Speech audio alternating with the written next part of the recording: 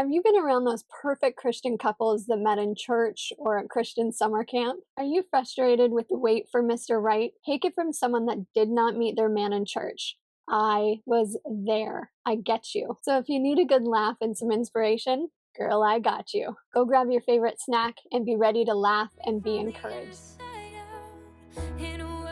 Hey everyone, welcome back. I'm Daniella Shama Rose. I've been thinking about lately just how heavy and frustrating my single journey was sometimes, especially around the holidays. And I was asking God, Father, how can I make them feel better? And he said to make you guys laugh. So I may not be that funny, but I figure I can share some embarrassing stories with you guys that will hopefully make you laugh and remind you that being single is a season and a time to grow and to learn, and to not take it too seriously that you don't laugh sometimes, although I know it's really hard. Okay, so story time. So in my single days, I had a huge crush on a leader at my church. He was super good looking and a leader, so he must be close to God, right? And again, he was really good looking, so I was smitten. So one weekend, my cell group was attending a healing retreat at a sister church, and I was so pumped. I couldn't sleep the night before.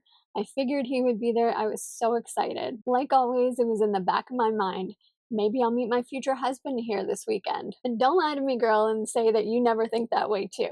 I know you do. As soon as I walked through the doors to the church, there he was, standing at the front desk signing some papers. He turned around and gave me the biggest smile I have ever seen. I literally felt like I was in a scene from a movie. Time stopped and the wind between the doors that I had just went through was blowing my hair perfectly. I smiled back, feeling like I had made some grand entrance like a movie star. This was great. This was a good start. Literally a minute later, I hear this excited scream and I look to my right, and it is this gorgeous blonde that is like excitedly running, runs toward the leader, wraps her arms around him. They're kissing. They're so excited to see each other. And my jaw just drops. Like, apparently, I hadn't attended the church long enough to know that he was already in a serious courtship with another very pretty band leader from another church. Okay, Lord, I get it. No boys. Focus on you this weekend.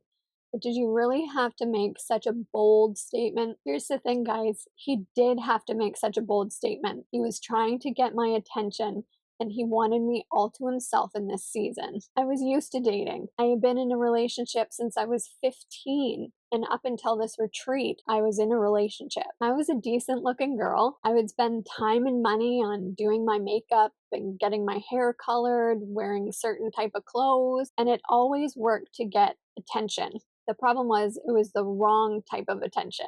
It was clear that this way of being had to go. I had to learn to be a daughter of the king. I also had to learn how to be single, completely single, with my eyes focused on King Jesus, letting him heal me and fill me. So although it felt like a huge disappointment then, I am so grateful for this story now. God protected me from a man that is not my future husband and changed me into the woman of faith that I am today. Your beauty should not come from outward adornment, such as elaborate hairstyles and the wearing of gold jewelry or fine clothes. Rather, it should be that of your inner self, the unfading beauty of a gentle and quiet spirit, which is of great worth in God's sight. Okay, so next story. So my friend and I took off for a fun weekend camping in a cabin in the woods with her church. And I'm all about camping, so I was all in. I even volunteered to drive my friend and I and two single guys from her church. No, I was not attracted to either one of them, but I volunteered to drive them down, which was ridiculous because I am the worst with directions. We ended up getting lost and arriving super late. Anyway, the weekend was a total bust. All the good looking guys were taken. So that shows you where my head was, right? I had a similar experience happen like the first story with one of the single guys. Well, not single guys, it turns out. Anyways, so one of the activities the one day was canoeing, and I thought, great, there's no single cute guys here, but I love canoeing. I love the outdoors. Let's give this a go. Oh my gosh, you guys. So I paired up with my friend. I was at the stern, she was at the bow, or vice versa. She was in the back. whatever the back is. And we ended up going round and round in circles. We could not go forward to save our lives. It was mortifying. We were just going around in circles there with everybody way ahead, laughing, looking back at us. Ugh. And to make it even worse, the two guys that I drove down had to save us. They had to jump on with each of us. So that night I had nightmares of canoeing. And then the next day, there was a time of worship, which was fantastic. And then the pastor said that he had some prophetic words for people. I thought, great, well, Lord, the whole trip has been a bust. But maybe I'll get an encouraging word from you. Wah wah. One of the prettier girls that I had encountered earlier that had the boyfriend got a really awesome prophetic word that she was like a lion in the spirit. She was bold and she was on fire and she was just to keep going for it and keep killing it for the Lord. Then he looked at my friend and I kid you not, he said, you guys are like mice in the spirit. He said, you guys are quiet, but your prayers are powerful. Ugh.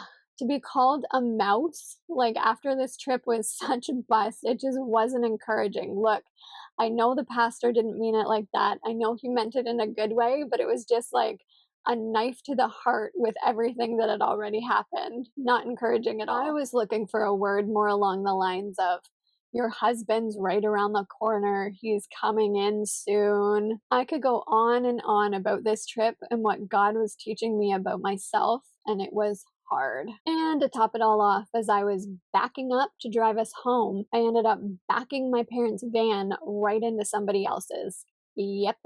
Insert smacking head emoji right here. So a common theme here is that I was just constantly putting my want of marriage above God. And that order is just never going to work. Delight yourself in the Lord, and He will give you the desires of your heart. Okay, so last story. So I was seeing this pilot, and we were on our second date. We had just had a really romantic time. We were walking around holding hands, exploring this really cute town, coffee's in our hand, and then we went for a really fancy romantic Italian dinner. After this, we decided to go to another location to grab another drink before we parted ways for the evening. He had to go to the bathroom, and I was sitting there on the bench waiting for him. I had had a glass of wine at dinner, and I thought, I should go to the bathroom too. Well, don't I just walk right on into the men's washroom? And I didn't even realize till I saw the back of him. Oh man, low point. Low point.